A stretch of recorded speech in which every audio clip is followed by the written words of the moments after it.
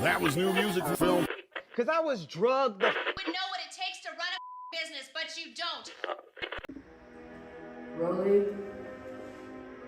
Action. How are you? I'm well. I'm skiing, chilling. What's your name? My name's Divina Ito. Okay, tell me, where are you from? I'm from Houston, Texas. I was born in Florida, but I was a military kid, so moved around, but I claim Houston, Texas. Okay, so you're a military kid, I know that. Okay, so what do you do now what do you do? Well, I am a senior at NYU Tisch School of the Arts. I'm graduating this semester in next month, less than a month, so here we are. But I am an actress, and that's what I plan to do, keep doing. Okay, so with the documentary, we have SBCK, which is some broke college kids. And then besides SBCK, we have TCC, the Collective Creative. Would you consider yourself a broke college kid? Yes. Okay, and with you being an artist, would you consider yourself a creative who creates and Yes. who organizes? Yes. Okay, so with you being an artist, what are some of the things that you have done while being at NYU? I think, I trained at Atlantic for 3 years, and then I did Stone Street last semester, fall semester, senior year. That was just helping me get more acclimated to like film and television, working on camera, working behind the camera, knowing ways in the set. But I would say a deeper answer to that question is becoming a more like primal actor, a primal performer. I think. Elaborate on primal. What do you mean by primal? By that I mean like getting to like the raw honesty of not only like the essence of your character, but like who you are and what you are bringing to that piece of work. I always say like I'm always telling my secrets on stage. I'm just covering it with the lines. That's always been my thing since like when I was performing in high school. Oh, so you've been acting since high school? Yes. I competed a lot in high school with musicals, like one-act plays. It was very competitive there. So I like to frame my mind of like I want to be a successful working actor, and in high school, my little 14-year-old self coming into, I knew that this is what I wanted to do, so I took it seriously. I didn't take it as like, this is just a little school play. I'm like, this is where I'm at in my career, and so I'm just going to roll with that, and I'm gonna treat every rehearsal as like it's like a professional opportunity. And it was just a public high school, so it was like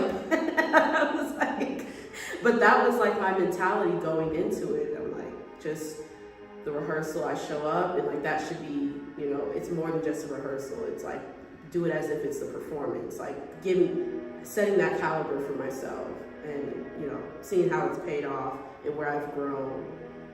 But yeah, that's what I see, and like just getting into that nitty-gritty and like the underbelly of a performance, what you are running away from, what you're hiding, that's what you were scared to confront. That's like that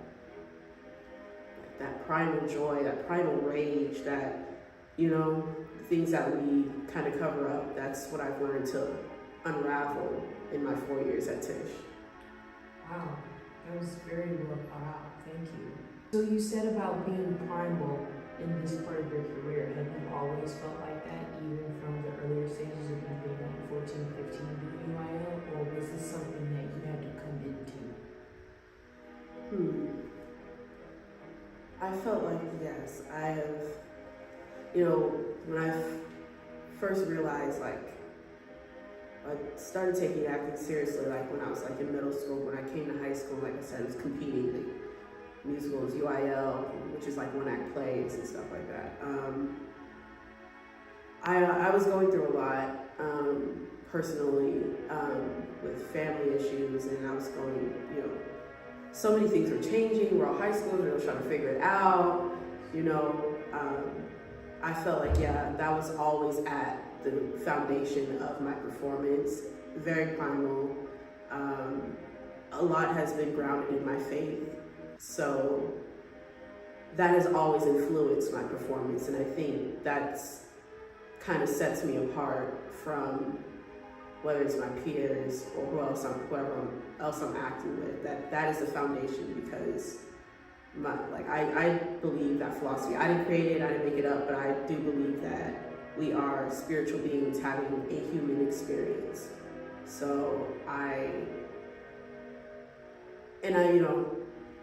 that conversation of what does that mean of like you should be able to see like these redemptive stories, and maybe stories where there is no redemption for that person, or maybe there is not a happy ending, or it's messy, or it's uncomplicated, or you hate the character but you realize they're trying, or you love this character so much and they bring that therapeutic nature, they bring that nurturing essence, they bring that warmth and that light, and like the more people in the world should be like that, or they can see themselves in that character. So all these things, it's a very spiritual thing to be an artist.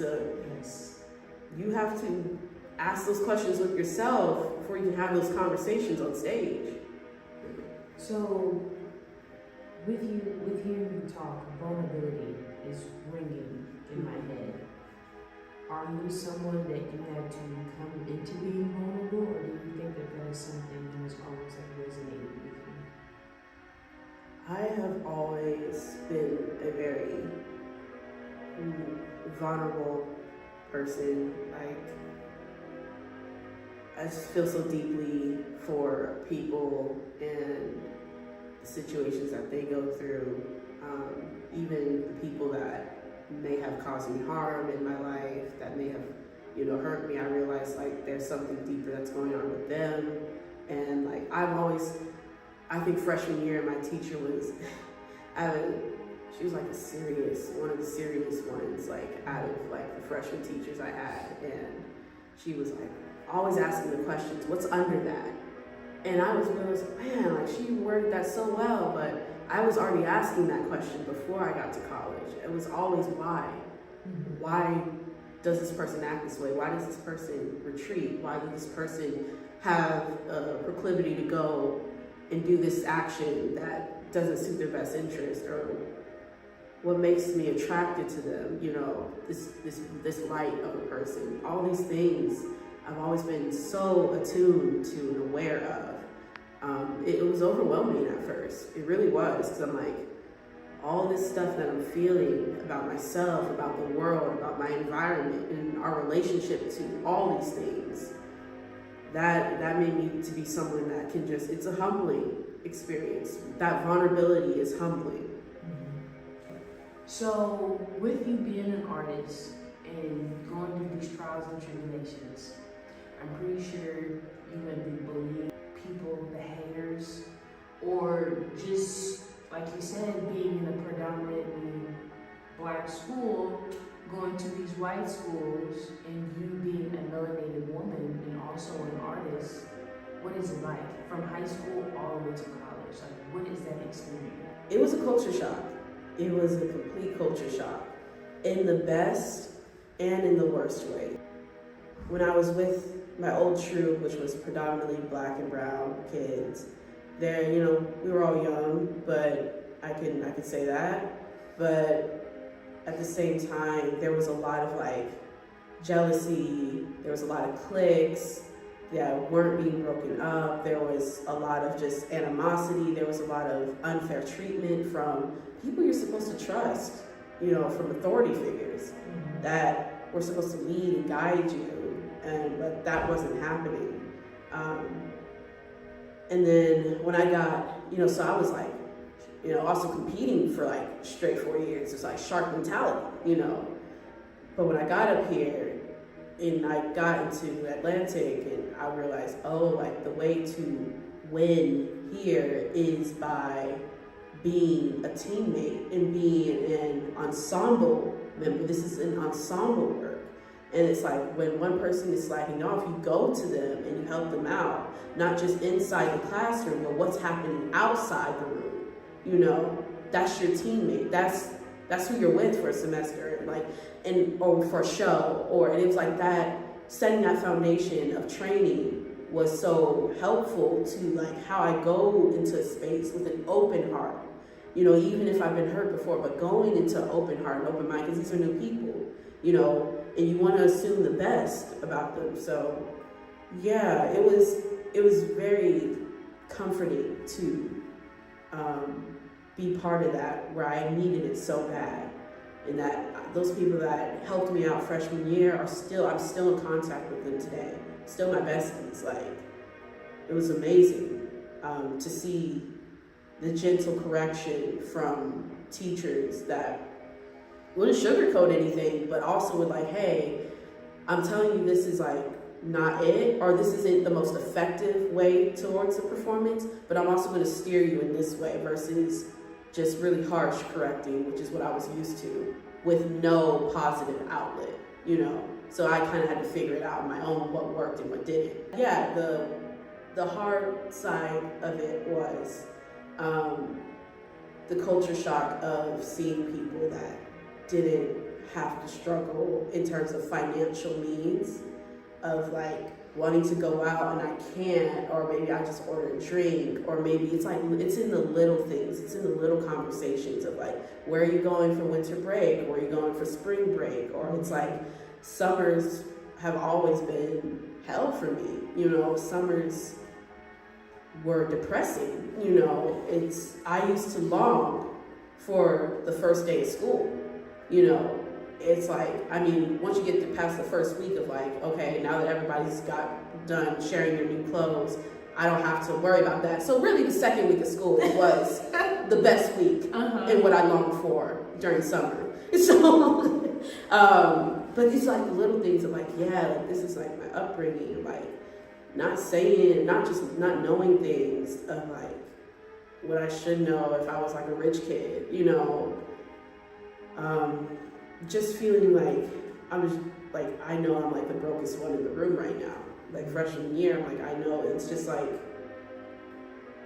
it just made me feel like invisible. It made me feel like, I don't know.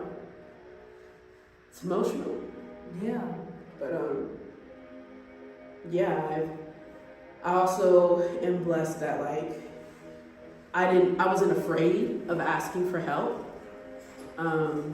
I think anyone that, no matter what anyone's intentions are for helping you know, whatever people, you know, that's not Black or whatever, or, you know, believe that, oh, I'm doing this because it's a good white thing to do, or, you know, I'm like, well, however you help me. But I've come to say, like, by sharing my story, like, maybe it's the fact that I've been in this financial state for so long. Like, I've seen my parents struggle through it for decades. Like, I've gone through public school with different things, my mom losing jobs, my father not having a job, and things coming in and out, you know.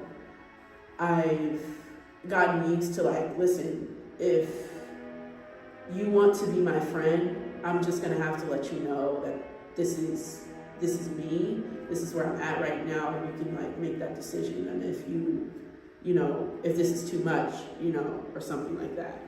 I just didn't have the patience. Maybe that's also a Nigerian thing. I just didn't have the patience to like hide that. Yeah.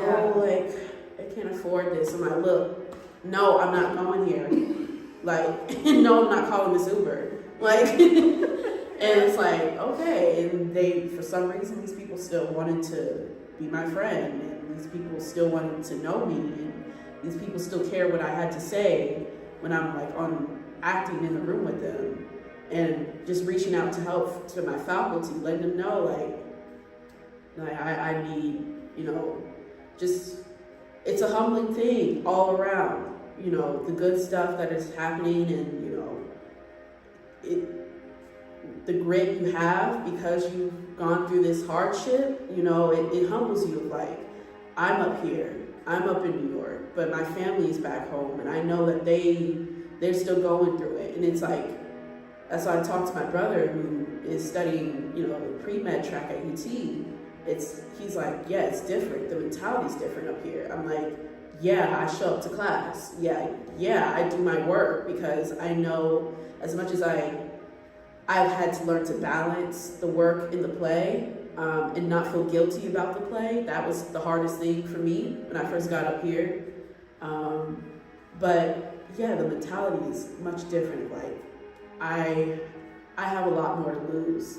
So I am going to be the best. I'm going to be in the room. I'm going to show up. I'm going to be present. I'm going to take up space because that's all I got going for me right now, you know, so. That was perfect.